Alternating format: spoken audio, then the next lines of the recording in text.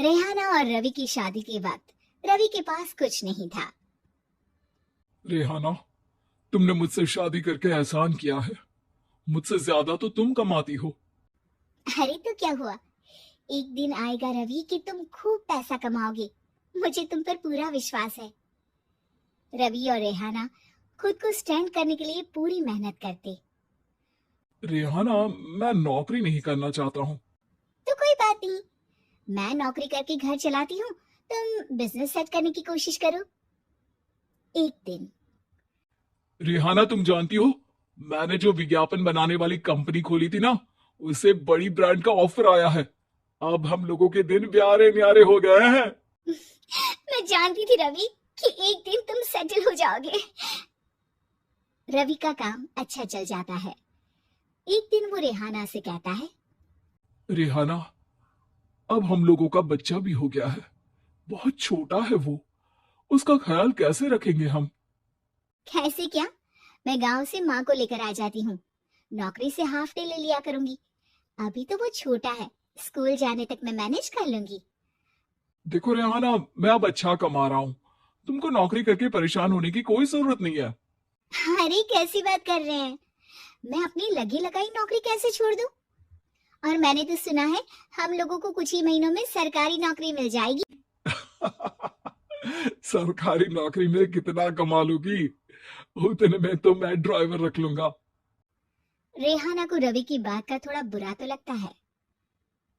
कम से कम मेरी नौकरी की इतनी बेइज्जती मत करो। भूल गए, इसी नौकरी के बदौलत तुमने अपना बिजनेस खड़ा किया है। अरे वो तो मैं किसी के भरोसे भी कर लेता। देखो, अपने बच्चे को संभालो, घर का काम करो। अब बाहर जाती तुम अच्छी नहीं लगती हो। रेहाना रवि के कहने पर नौकरी तो छोड़ देती है, लेकिन अब बड़े से घर में उसकी कीमत किसी नौकर से कम नहीं होती। एक दिन रवि का दोस्त आता है। भाभी, हम लोग तो आपको तब से जानते हैं जब से आप लोग शादी होकर इस शहर में आए थे। आपकी बदौलत ही सारा बिजनेस खड़ा हुआ है। ये किस्मत तो आप ही की है भाभी। हाँ हाँ भाई, हमारी मेहनत तो कुछ है ही नहीं। अरे होगी, लेकिन भाभी की किस्मत के आगे कुछ नहीं। दोस्त वहां से चला जाता है, लेकिन रवि का गुस्सा सातवें आसमान में होता है। देखा कैसे बोल रहा था।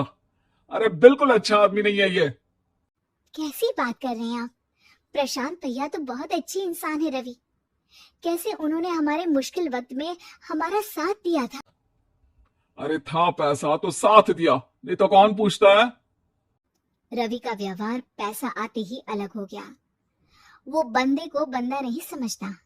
घमंड से घिरे रवि ने तो एक दिन हद ही कर दी। रिहाना, मैं अब तुम्हारे साथ नहीं रह सकता हूँ। क्या क्या बकवास कर रहे हो रवि? क्या कहना चाहते हो? और क्यों नहीं रह सकते तुम मेरे साथ? देखो, मुझे कोई और पसंद है, और उसने साथ रहने पर बस यही शर्त रखी है कि मुझे तुम्हें तलाक देना होगा। रेहाना, जो कि एक स्वावलंबी महिला थी, उसने बिना देर किए रवि को कह दिया, कोई इश्यू नहीं, मुझे पैकिंग में 4 दिन का वक्त लगेगा, लेकिन तब तक मैं तुम्हारे साथ नहीं रहूंगी। 4 दिन के लिए तुम कहीं और शिफ्ट हो जाओ, मैं घर से निकलूंगी तो बता दूंगी। रवि घर छोड़कर चला जाता है। रेहाना को दुख होता है, वो रोती है, लेकिन व्यवहार से स्ट्रांग रेहाना को पति के वापस आने का और उसे सबक सिखाने का पूरा भरोसा था। फिर एक दिन, अरे शुशिका, कब शादी करोगे तुम मुझसे? यार मैंने तो सोचा था तुम शादी से पहले मुझे विदेश लेकर जाओगे, महंगी कार दिलाओगे। अरे सब दिला दूंगा, लेकिन पहले मुझसे शादी तो कर लो। हाँ हाँ, क्यों नहीं। मैं कुछ दिनों के लिए अपने मम्मी पापा के पास जा रही हूँ और लोगों से अपनी शादी की बात करूंगी। अरे शुशिका, कैसे रहूंगा मैं तुम्हारे बिना? अब तो शादी होने वाली है हम लोगों की। शुशिका रवि को छोड़कर चली जाती है। रवि घर आता है, जहाँ रेहाना को ना पाकर उसे सब अजीब लगता है। घर तो रेहाना के बिना कुछ नहीं है। बच्चे की याद भी आ रही है। चलो एक वीडियो कॉल कर लेता हूँ। रवि रेहाना को वीडियो कॉल करता है, लेकिन रेहाना फोन नहीं उठाती। रात को सोते वक्त, मन कर रहा है मुन्ने को गले लगा लूं। चलो कोई ना, शुशिका से शादी के बाद मेरे और भी बच्चे होंगे। अगले दिन रवि ऑफिस जाता है जहाँ टीना खड़ी होती है। सर, आपने अपने नए ऐड के लिए मॉडल की रिक्वायरमेंट डाली थी ना, मैं उसी के लिए आई हूँ। रवि टीना को देखकर खुश हो जाता है। अब शादी हो गई है तुम्हारी?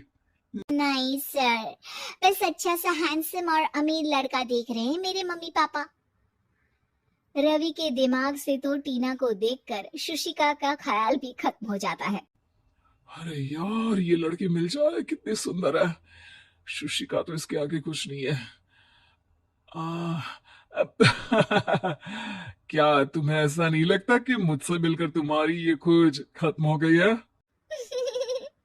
आप ना, आप तो 2 बच्चों के पापा लग रहे हैं। अरे नहीं नहीं, मेरी शादी तो हुई थी, लेकिन बीवी को किसी और से प्यार था, मुझे छोड़कर चली गई। खैर, टीना की दोस्ती रवि से हो जाती है, लेकिन 1 महीने बाद शुशिका रवि के पास वापस आती है। मेरे मम्मी पापा तुमसे मिलना चाहते हैं, लेकिन उन लोगों को ये मत बताना कि तुम पहले से शादीशुदा हो, और हाँ, शादी से पहले अपनी सारी प्रॉपर्टी तुमको मेरे नाम करनी होगी। अरे पागल, अब मैं तुमसे शादी ही नहीं करना चाहता। भला ऐसी लालची औरत से कौन शादी करेगा? तभी वहां टीना आ जाती है।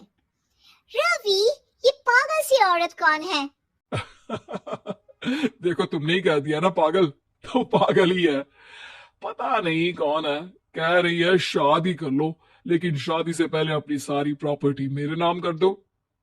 बोल तो सही रही है। वैसे तुम जानती हो, मेरी एक सहेली है, उसके पति ने उसे पैसा आते ही छोड़ दिया, जबकि उसको खड़ा करने वाली ही मेरी सहेली थी।